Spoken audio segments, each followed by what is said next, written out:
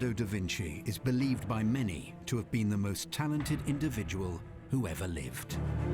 He was an absolute experimenter, and you can see that across not only his painting, but all areas of his life. Drawings of helicopters and submarines, cannon and anatomy, you name it, he did it. He was a universal man. He was greatly interested in science, though he only devoted part of his time to art.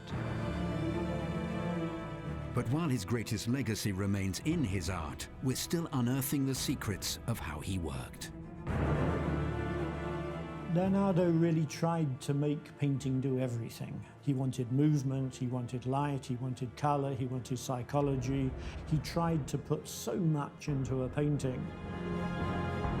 We're still uncovering the fascinating discoveries he made and the mysteries of what happened to his masterpieces long after he died. Modern scientific methods offer great opportunities to know a lot more about Leonardo's technique. One always imagined that he was a feverish, constantly changing, rather fretful painter. Leonardo crashes forms together, and that influenced almost everybody.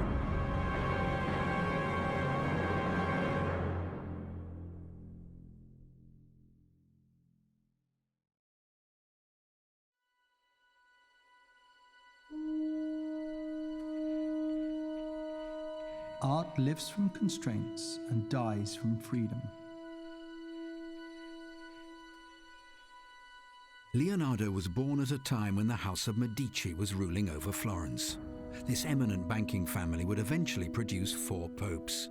But their rise to prominence had occurred when Cosimo de' Medici came to dominate the region that a young Leonardo was born into. And it was Cosimo's son Lorenzo who would be crucial in establishing Leonardo's legacy. We don't know much about how Leonardo began. We know he was born in 1452 in a little Tuscan town not far from Florence. He was actually an illegitimate child and was brought up by his paternal grandfather. But his father was quite a successful lawyer in Florence, and that drew the young Leonardo to Florence. He was apprenticed to Andrea Verrocchio. Now, he is the leading artist in Florence, did painting, sculpture, everything, bits of engineering. Presumably, Leonardo's father, who was well connected, said, "I've got a son who's pretty good at this painting, drawing thing. Would you take him on?" In the case of Leonardo, because he was a genius when he was old, it stands to reason he must have been a genius when he was young. So he was obviously recognized as a prodigy.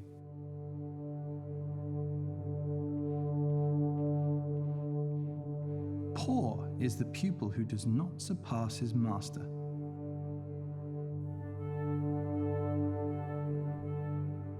Leonardo's earliest dated work, made during his time with Verrocchio, is this drawing of the Arno Valley region where he was born. Verrocchio was a terrific source of inspiration, and he set this image of versatility for Leonardo. He also looked at lesser-known artist Antonio Pollaiuolo, who did wonderful anatomical nude figures, which inspired Leonardo.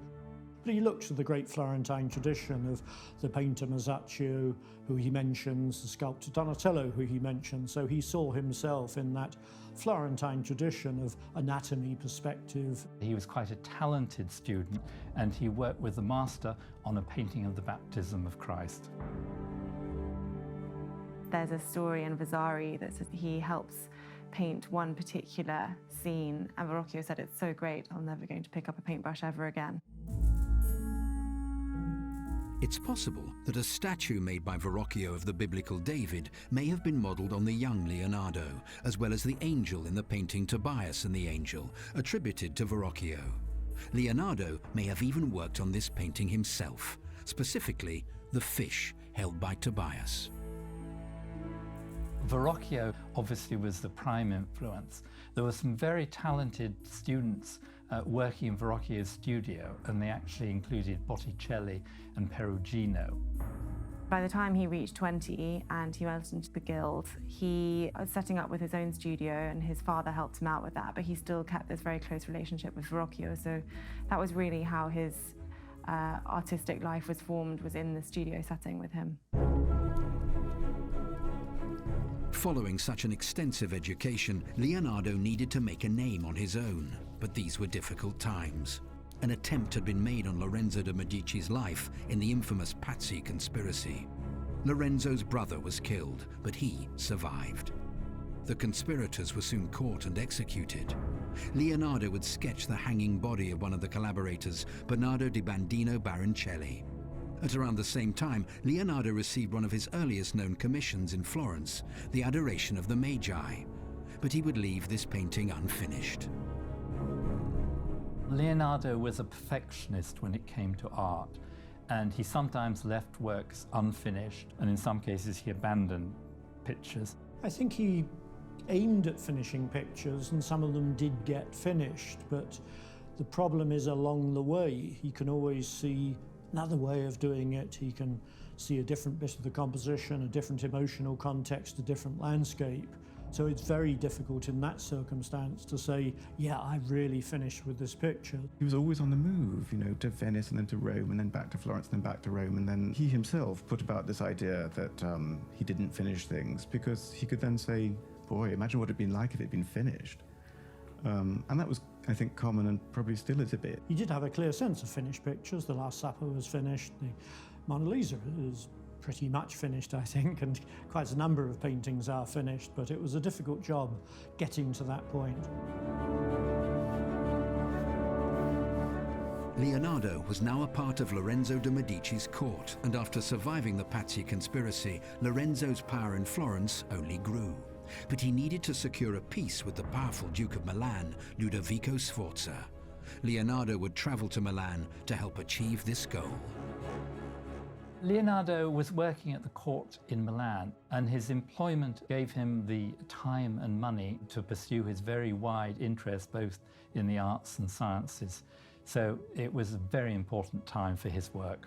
If somebody like the Duke of Milan rang you up and said, you know, hey, why don't you come and work for me? Then, you know, you said, okay. You didn't say no to people like that.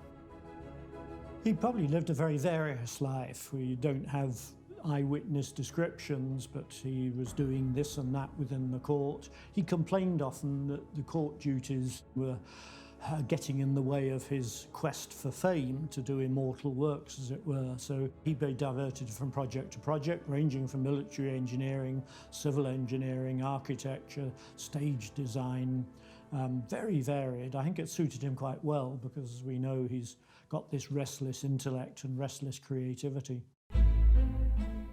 Ludovico Sforza was obviously impressed, and Leonardo would work in the city for almost 2 decades. It would be Sforza who would commission The Last Supper. Ludovico employed Leonardo for 19 years, not without signs of frustration. In The Last Supper, he writes to a secretary saying, get Leonardo going and get him onto the next wall. So there was that element of frustration. But I think all patrons, including Ludovico, knew they got someone amazing. That was a great virtuoso. Whilst in Milan, Leonardo would create one of his most enigmatic portraits, the Lady with an Ermine. The subject of the painting is Cecilia Gallerani, the mistress of Ludovico Sforza, the Duke of Milan. She came from a bourgeois family in Siena, but obviously had a very nice dad, I think, because she was taught all the things that her brothers were taught. She was taught maths and Latin and all that sort of stuff. Da Vinci started painting her portrait in 1489, and she was quite an unusual character for the time. She hosted almost what we could now describe as a salon, so all the intellects of the day from Milan would meet with her, and she would invite Da Vinci to join. The animal in the painting is an ermine, and I say that firmly because it doesn't make sense as anything else. The ermine was a symbol of purity. It wouldn't go across a bog, it would rather be captured by a hunter. It was also a symbol of moderation. You may think for the Duke's mistress, symbol of purity is slightly anomalous, but that's how it worked in the Renaissance. So it must be an ermine. Ludovico was awarded the Order of the Ermine. Ermine became also his nickname. So that's how art historians connected the subject of the painting to his mistress.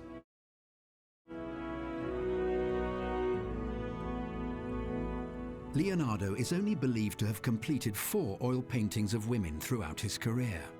After his death, 2 of them, La Belle Ferronnier and the Mona Lisa, would end up in the Louvre. But we're not completely certain who were the sitters for these portraits. A third, the Ginevra di Vinci, took a long time to finally be accepted as a Leonardo. But it was the portrait of Cecilia Gallerani, the lady with an ermine, that would have the most eventful history, and thanks to modern science, would continue to give us insight into the workings of a genius.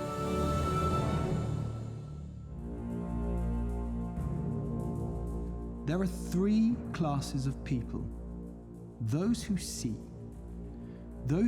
when they are shown, those who do not see. Leonardo da Vinci died in Amboise in the Kingdom of France on the 2nd of May, 1519. The paintings that he had taken with him there now reside in the Louvre in Paris. But he left behind a whole plethora of works, both finished and unfinished, that would eventually be scattered all across the world. You're just beginning at later 15th century to get artists recognized as kind of intellectual ornaments of the court. You're beginning to get what I call the super artists, the Raphael, considerably younger, Michelangelo a bit younger, who were becoming huge figures in their own right. And some of the Italian courts were beginning to accommodate this new brand of rising artists. The three titans of the Renaissance era, Raphael, Michelangelo, and Leonardo, had such a profound impact that their works became treasured in a way unlike artists before them. And Cecilia Gallerani, the woman captured as the lady with an ermine, owned a rare portrait completed by Leonardo, which would endure the most perilous journey of all before finding its new home in Poland. What happened to the portrait was it obviously was in the hands of Cecilia Gallerani. We know she had it in 1498. It was Isabella d'Este from Mantua, who was avid to get the best artists working for her, said, "Would you send the portrait? Because I'd like to compare it one with Giovanni Bellini, the great Venetian artist." Cecilia wrote back and said, "I can lend it to you, but it's not a good likeness. But this is not the painter's fault. I have changed a great deal in the intervening years." So we can be pretty sure that it was with the family, with Cecilia herself, and until her death. What happens to it then, we simply don't know. For the first 300 years, we don't know anything about it, but it was bought in about 1800 by a Polish prince, Adam Czartoryski, who purchased it in Italy. The young Princess Adam Jerzy goes on a tour with his brother to Sicily. The brothers spend their time acquiring artworks, among them the famous Raphael and the Leonardo da Vinci painting. They knew that it was a Leonardo, but they didn't know who the painting was of. When the picture was in the collection of Isabella Czartoryski, they put an inscription on it, almost certainly at that time, saying La Belle Ferronnière Leonardo da Vinci. So she got the right artist, but the wrong girl. It's incredibly innovatory how that painting works. We think of Mona Lisa as very novel, but this is very novel as well. She's there and she's looking sideways and smiling. Now, who is she smiling at? What has drawn her attention? I think it's almost certainly the Duke. So there's a kind of triangular relationship. There's us looking at her, she's looking at the Duke. So we can imagine almost certainly that the person who she's glancing at and smiling slightly is the Duke. And that is incredibly novel to build in this other presence in the painting which is implied. The painting had arrived in Poland, where it resides today. But in the intervening years, it traveled all across Europe as its owners attempted to protect it. The November uprising of 1830 meant that Isabella Czartoryska had to flee Warsaw, taking the lady with an ermine with her. The next time it was seen was in Paris, at the home of Adam Czartoryski. However, it had to be hidden in the basement as the Franco-Prussian War commenced. It returned to Warsaw in 1876, where it remained until the outbreak of the First World War, when the Czartoryski family took the painting, along with the rest of their collection, to Dresden. When Hitler invaded Poland, the Leonardo was seized from the Czartoryski estate, and it was taken back to Berlin. In 1939, just before the war, the atmosphere was quite jolly. Things weren't looking very good, but nobody was expecting what was about to happen. From the west, Germans come. From the east, Russians come. The collection was moved to Sieniawa, which is 16 kilometers from here. The palace in Sieniawa gets plundered by the German army, but before that, collection is moved here to Pełkinie. We're not exactly sure where it was hidden, but I suspect it might be the secret room behind the library. The SS come in and steal the collection. The Gestapo moves in and takes over one wing of the palace. And as war continues, the village of Pełkinie is witness to horrific things. It went to Berlin, to the Kaiser Friedrich Museum, but then the very unpleasant Gauleiter of Poland, Hans Frank, decided that he wanted it. It then goes on the wall of his office, and in 1945, at the end of the war, he goes almost on the run with it, takes it to Silesia, to his country house. But the monuments men find it and bring it back to the Czartoryski Museum. The Lady with the Ermine has an amazing status within Polish culture. We know that Isabella greatly admired the Renaissance and saw herself as a kind of new Renaissance figure around about 1800. I think it's got a huge totemic value in Poland, partly because not many countries have, it's one of 6 places where you can find a Leonardo, but also because it's been through so much, as indeed has Poland. So I can see why they would identify very strongly with the sufferings of that picture. It's been on postage stamps and so on, so this particular picture in Leonardo has sort of been absorbed within Polish culture. It's become a Polish picture in a very profound sense. The Lady with an Ermine now takes pride of place in the Czartoryski collection.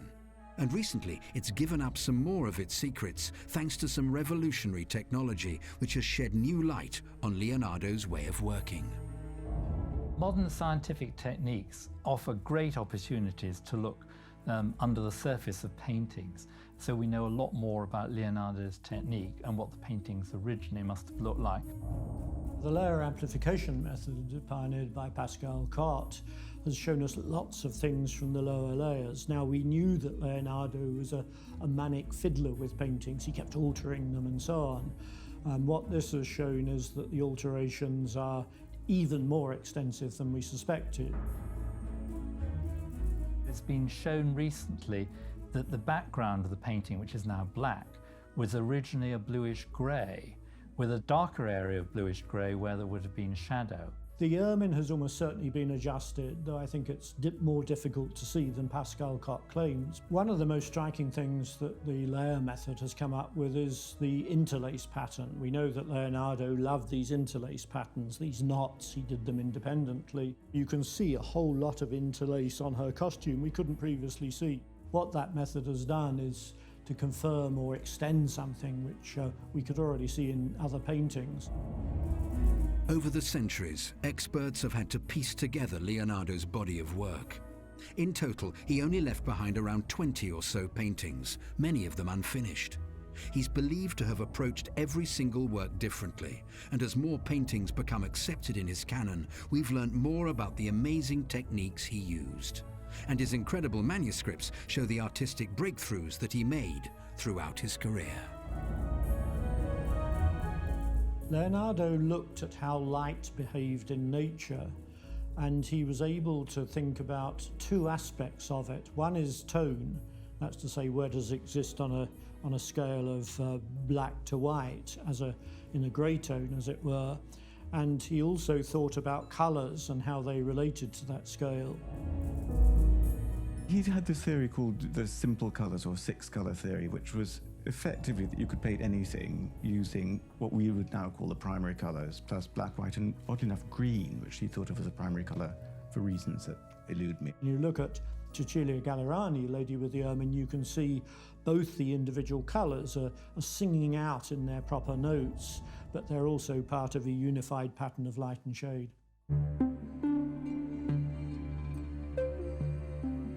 Why does the eye see a thing more clearly in dreams than the imagination when awake?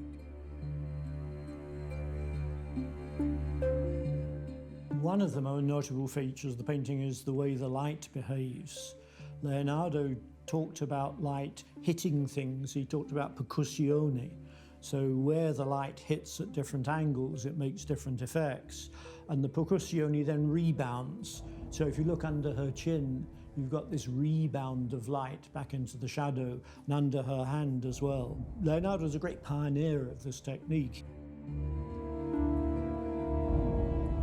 But despite all his remarkable insights and achievements, even the great Leonardo doubted his own ability at times. I have offended God and mankind because my work didn't reach the quality it should have. In a sense, his ambition for painting and his sheer inventiveness made it very difficult for him to finish paintings. But at the end of the day, he finished the world's most famous painting, perhaps the second most famous painting, The Last Supper, and did the world's most famous drawing, The Vitruvian Man, so that's not bad.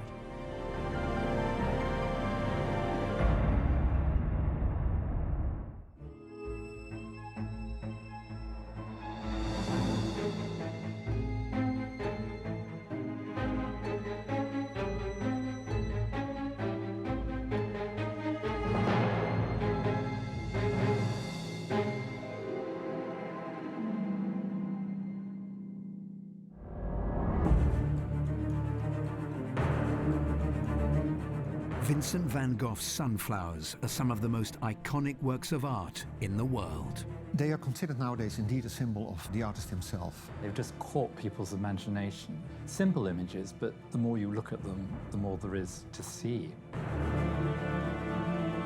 These remarkable paintings are tied to one of the most legendary periods in art history, when Vincent lived and worked with Paul Gauguin in Arles, in the south of France. He saw the south of France as this promised land. It'd be bright, it'd be vivid, it would be a whole new world for him. His interests were in colour, and he felt there'd be a different palette. He got a yellow house, and he got fields full of sunflowers and very inky blue nights with very starry skies. He said, I'm going to cover the house with sunflower paintings, and I'm going to put them all over Gauguin's room. The sunflowers would become a central part of Van Gogh's enduring legacy. But one of them would sadly be lost forever, and another remains hidden away somewhere in the world. One was destroyed during the Second World War. The other was last displayed in 1948, and it's never been seen publicly since. The other 5 paintings have become so popular that they've reached record prices and travelled to all corners of the globe.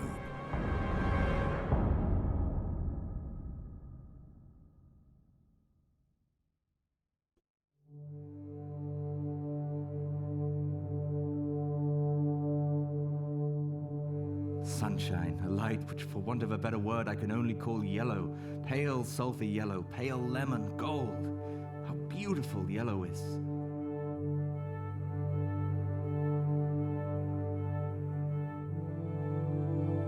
Vincent van Gogh had only started a career as an artist in his late 20s. He moved to Paris to live with his brother Theo, an art dealer, in 1886. The Paris art scene had recently been swept away by the work of the Impressionists, but Vincent found little success or enjoyment in the city. His brother found him unbearable to be around at times, and it was agreed he should move down to the relative calm of Provence in the south.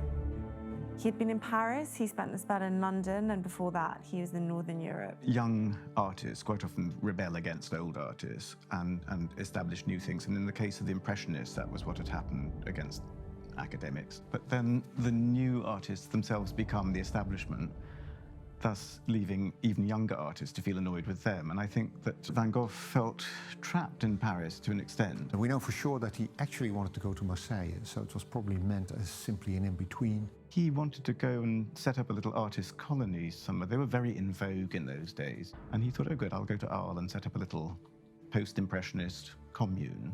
You do see a difference of when he moved to the south and this amazing colour, this vivid colour, that's just something that he was really seeking out. Whilst in Arles, Vincent hoped he would eventually be joined by Paul Gauguin, whom he'd befriended whilst they were both living in Paris. I realize already that Gauguin hopes for success. He couldn't do without Paris. He doesn't foresee the infinity of poverty. Well, we do not know exactly how good they knew each other. I mean, they met at 1887, they exchanged works of art. Van Gogh had to give 2 pictures for one of Gauguin. So that was the relationship between the two. It was obviously that Gauguin was considered higher in the hierarchy of artists at the time. Gauguin had the bigger reputation, so he gave one little picture of Martinique and got 2 sunflowers back. Gauguin gave Van Gogh a landscape that he'd done in Martinique in the West Indies. And in return, Van Gogh gave him 2 still lifes of sunflowers. They were cut sunflowers lying on a table. And in a way, those were precursors to the much greater works that Van Gogh did when he went south to Arles.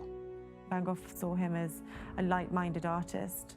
And in that period of early 1888, Gauguin was looking to take himself into a more primitive world. He wanted to almost get away from culture and the restraint that put on his painting. Vincent would have to be persistent in order to convince Gauguin to join him down in Arles. Van Gogh rented the Yellow House in Arles, which was the building where he was living, in May, and there was a spare bedroom, so he immediately wanted to share it with a fellow artist from Paris, because he thought it would be nice to work together, life would be cheaper, and it would be stimulating working with another contemporary artist. So he invited Gauguin to come south. We know that Gauguin was a bit resistant, and there was quite a few letters passing between them, so they're detailing how they're working, what they're up to. And I think Van Gogh was just desperate to get him to come there to be the start of his Studio of the South. Gauguin was a bit worried that Van Gogh might turn out to be rather a difficult housemate, and he prevaricated for a while. But in the end, he came down to Arles. His ever-attentive younger brother Theo, who's an art dealer, actually bribed, I think, Gauguin to go and really be his companion as much as anything else by buying a work a month from him for 250 francs. So there were all sorts of reasons for Gauguin to go.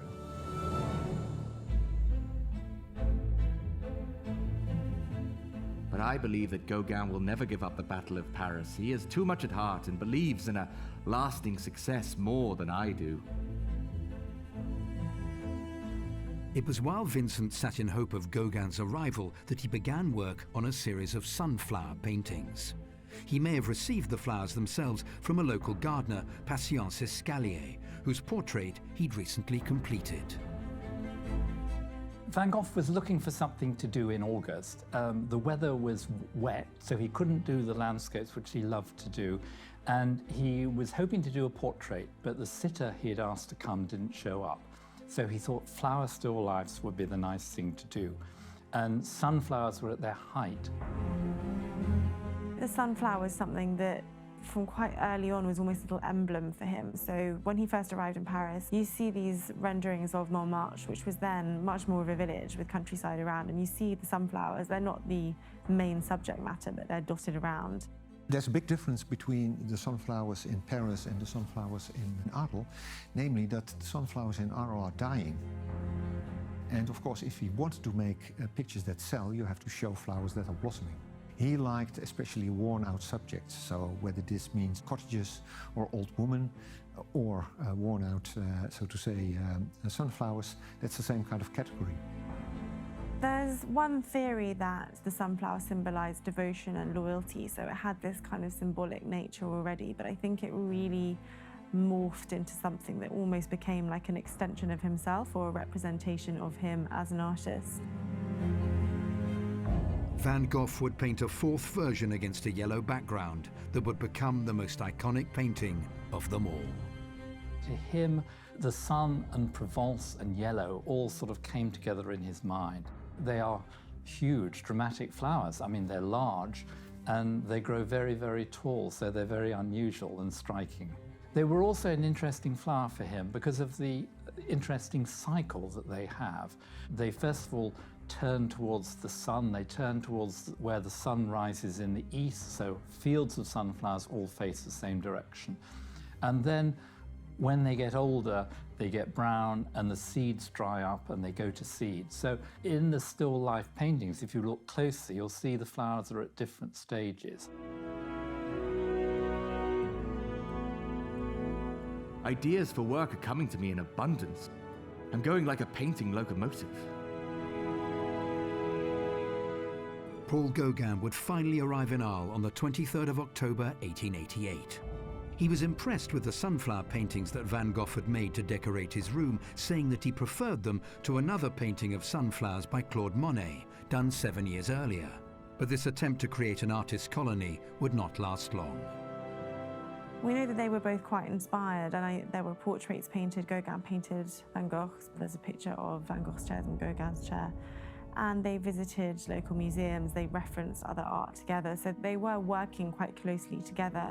They were quite different in their techniques and their approaches, but they both found it stimulating to work side by side and to talk about art. And they spent a lot of hours in the bars and cafes in the evenings discussing the artists they liked and disliked. But they were both rather awkward characters, and after a few weeks, tensions really developed. I think their differences in approach quickly came to the fore. Tremendously, stratospherically bad, yes, and culminating in the famous story of Gauguin going out for a walk, just thinking, I've got to get out of here, and hearing running feet and looking around and seeing Vincent sort of coming towards him at the strop razor, and just thinking, oh no, what have I done? Dear Theo. Paul Gauguin's stay in Arles would come to a sudden and shocking end when Vincent mutilated his own ear during a psychotic episode. Well, we have Gauguin's story. He says that they had a disagreement and Gauguin said he was going to leave. And this upset Van Gogh a great deal. Van Gogh supposedly charged at him with a knife, at which point Gauguin made a hasty retreat to Paris and got out. And that evening, there's the famous story of Van Gogh cutting off part of his ear. He walked up the stairs to the bedroom and he pulled out his razor and he mutilated the lower part of his ear. Somehow he stopped the blood coming out and he put on his hat and walked across the square to the street that he called the Street of the Kind Girls, where the brothels were. He presented the fragment of flesh wrapped up in paper to one of the girls. Of course, this was a terrible scandal. I mean, everyone talked about it. It was very unusual. It happened in one of the main squares in Arles. His neighbors all knew him as an artist, and of course, he then became the mad artist. Although his stay in Arles ended in such tragic fashion, Van Gogh had finally achieved his artistic breakthrough, and through his remarkable paintings had claimed the sunflower as his own.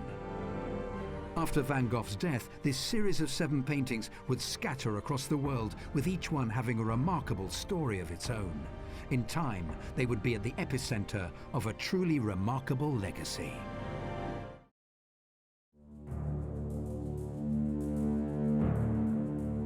The uglier, older, meaner, iller, poorer I get, the more I wish to take my revenge by doing brilliant color, well arranged, resplendent. Vincent van Gogh died on July the 29th, 1890, seemingly destined to be a long-forgotten artist. His brother Theo, his greatest supporter, died just 6 months later. It would be Theo's widow, Johanna Bonger, who made certain that Van Gogh and the sunflowers would become the icons they are today. There was a small circle of connoisseurs, you could say, in modern art who really thought that he could become something.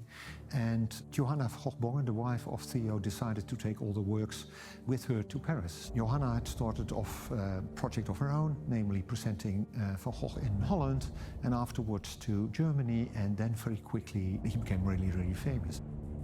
The main thing about Johanna was that she was tenacious. She stuck in there, and money that she got from sales she used to finance and underwrite exhibitions. Then she published, a big moment in Van Gogh's reputation was when his letters were published in 1914, and then his letters to Theo, and vice versa. The letters in 1914, and that meant really the beginning of the popularity of Van Gogh abroad as well. The sunflower soon became a symbol of Van Gogh himself. One of the earliest exhibitions of his works featured a sunflower on the catalogue cover, created by another Dutch artist called Richard Roland Holst. Paul Gauguin would also paint a series of sunflower paintings himself, having left France and travelled to Tahiti. Gauguin loved Van Gogh's sunflowers and asked if he could have copies, and Van Gogh, rather generously, made 2 copies for Gauguin, but they were never delivered, and we don't know why.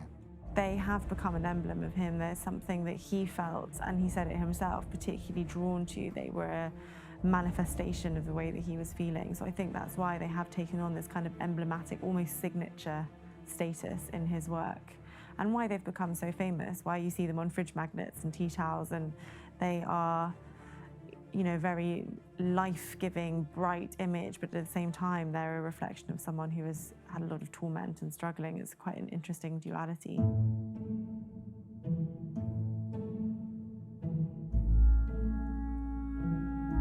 A decoration in which harsh or broken yellows will burst against various blue backgrounds, from the palest Veronese to royal blue, framed with thin lathes painted in orange lead, sort of effect of stained glass windows of a Gothic church.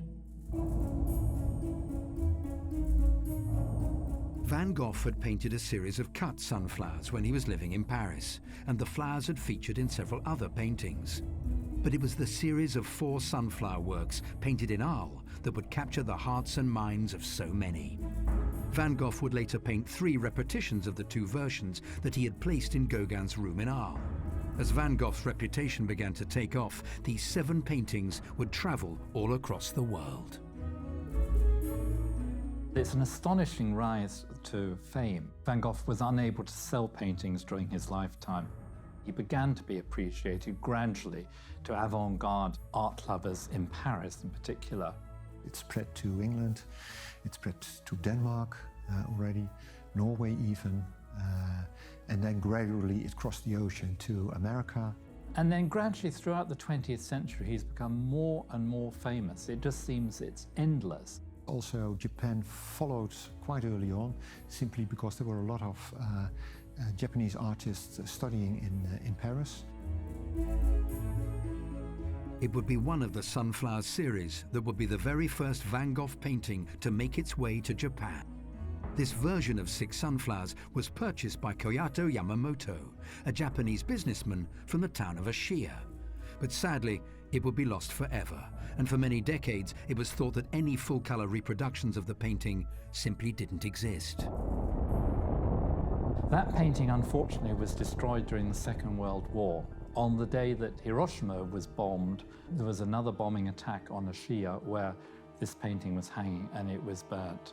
Whilst I was working on my book on the sunflowers, I tracked down a 1920s reproduction of the painting that was published in Japan.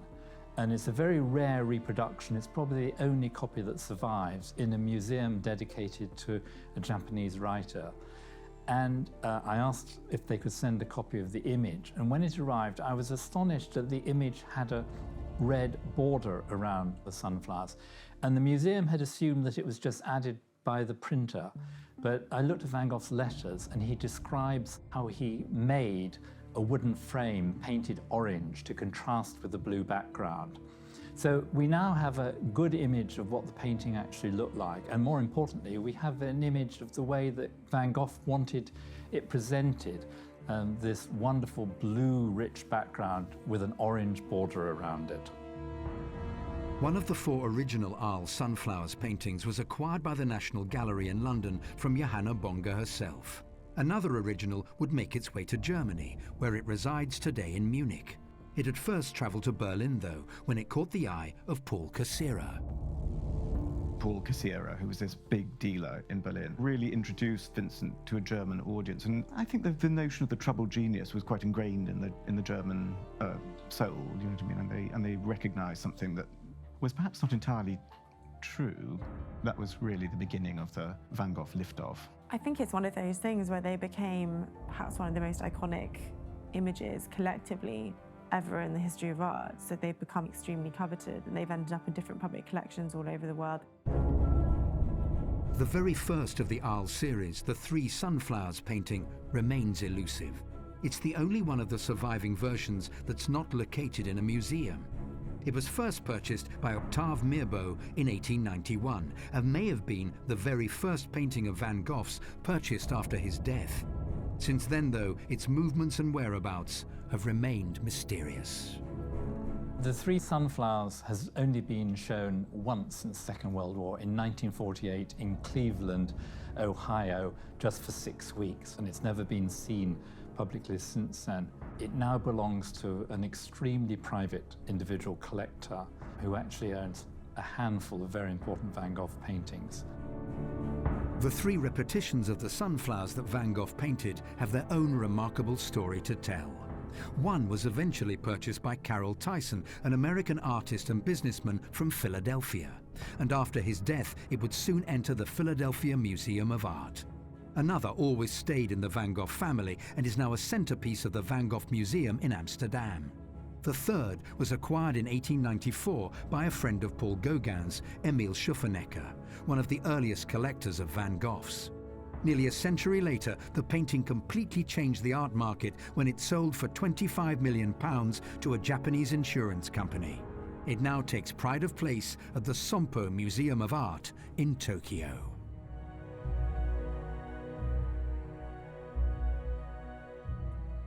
If Janine has the peony, quost the hollyhock, I indeed, before others, have taken the sunflower. Van Gogh's remarkable reputation and his fascinating period in Arles with another of the great post-impressionists, Paul Gauguin, remains completely intertwined with his series of sunflower paintings. Their iconic status is assured. I think his works are completely unique. They are so emotionally arresting. They are so vivid, and coupling that with what we know of his life through his writings and letters, he's incredibly intriguing and exposing. It's really getting down to the depths of a person. So he's sort of become this mythic artist. And I think it's quite rare that you have the depth of understanding of how someone was feeling, especially as someone with such extreme mental ill health and imbalance. It is just fascinating to look at the correspondence between what was happening in his life, and really a lot of his most famous works come out of the times when he was suffering the most. Although he was a rebel, he subverted art from within. So although he tried to be anti-traditionalist, he painted landscapes, he painted flower paintings, but all the good flowers have been taken. You know, people have done sort of roses and peonies and all that sort of stuff. And I think he thought he could claim the sunflower. You know, he said the sunflower is mine. Now they're so iconic, they're probably the most well-known works of art anywhere in the world.